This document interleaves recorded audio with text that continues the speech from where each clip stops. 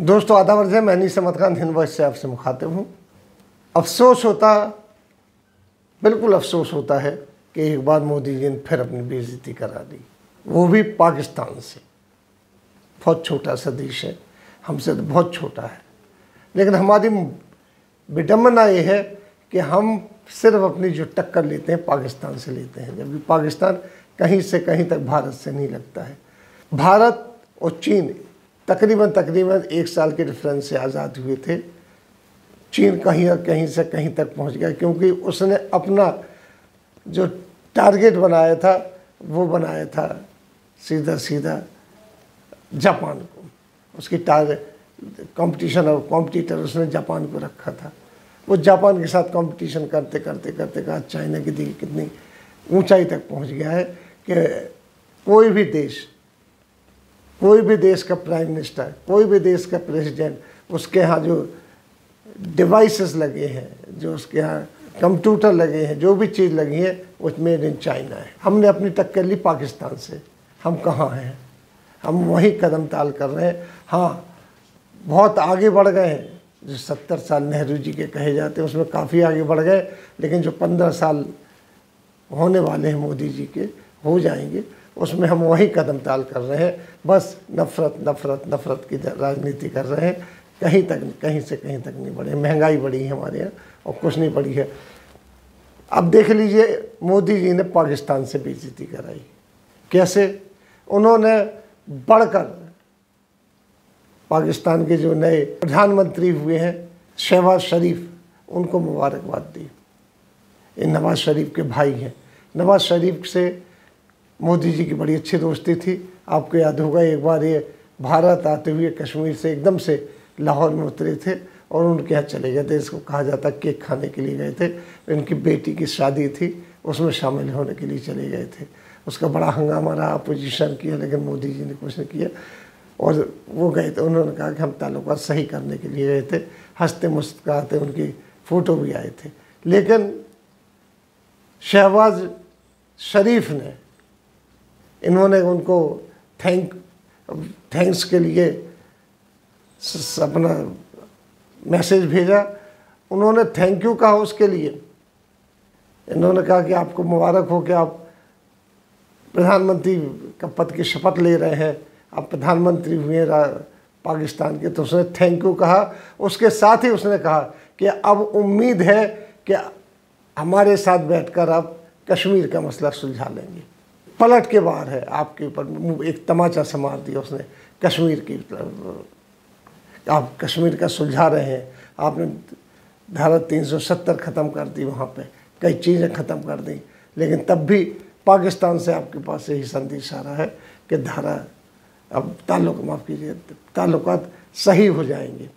यानी पाकिस्तान कश्मीर को पाकिस्तान के हवाले कर देंगे और आज़ाद डिक्लेयर कर देंगे, जैसा कि उसके कहने से मतलब था, वरना वो कराएंगे। शहबाज शरीफ इनको कराएंगे। अभी शहबाज शरीफ ने शुरू से, उनके पहले दिन के भाषण से है कश्मीर ही करते रहे वो। हालांकि भाई हैं उनके, नवाज शरीफ पे छोटे। नवाज शरीफ के मोदी जी से बड़े अच्छे संबंध रहे हैं। हमने बताया ना कि केक खाने तक चले गए थे उनके यहाँ पे, लेकिन उसके बावजूद भी ये है, पाकिस्तान कभी नहीं चाहता है कि हमारे भारत से सही संबंध रहे, क्योंकि उसके यहाँ से आतंकवादी अभी तक आते रहे, उसके यहाँ से टेररिस्ट अभी तक आते रहे। कश्मीर का मसला जो सुलझ नहीं रहा, वो पाकिस्तान से आने वाले टेररिस्टों की वजह से नहीं सुधर रहा, आतंकवादियों की वजह से नहीं सुधर रहा।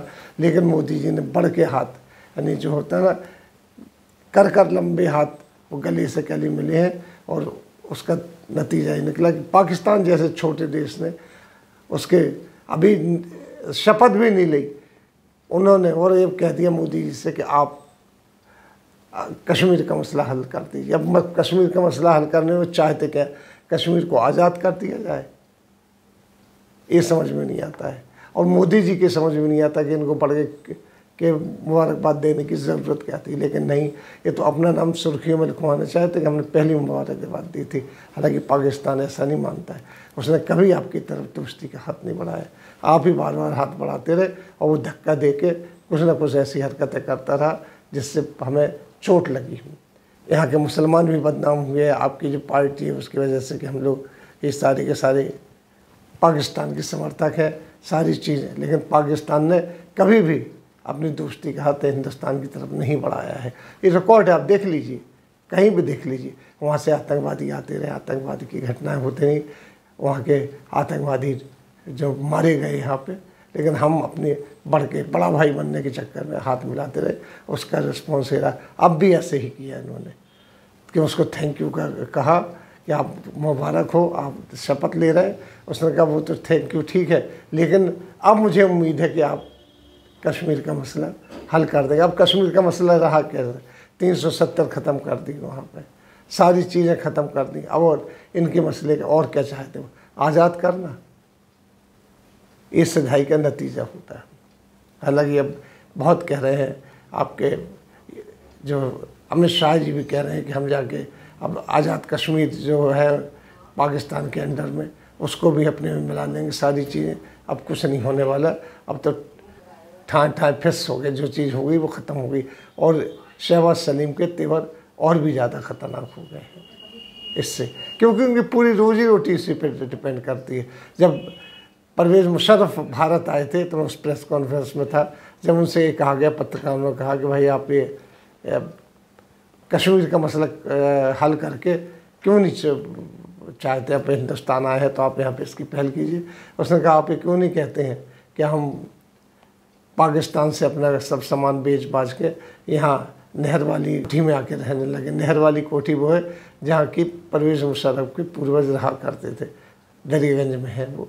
अभी नहर वाली गली कहलाती है, वो तो रही नहीं नहर वगैरह, लेकिन अब भी कहलाती है। तो उनका जवाब ये था, यानी सीधा सीधा ये था कि हम कभी भी भारत से अगर दोस्ती की बात करेंगे तो हमारी कुर्सी वहाँ पे बची नहीं रहेगी। और उनका सीधा सीधा एक मकसद है भारत से दुश्मनी करते रहना और उसकी वजह से अपनी कुर्सियाँ बचाए रहना।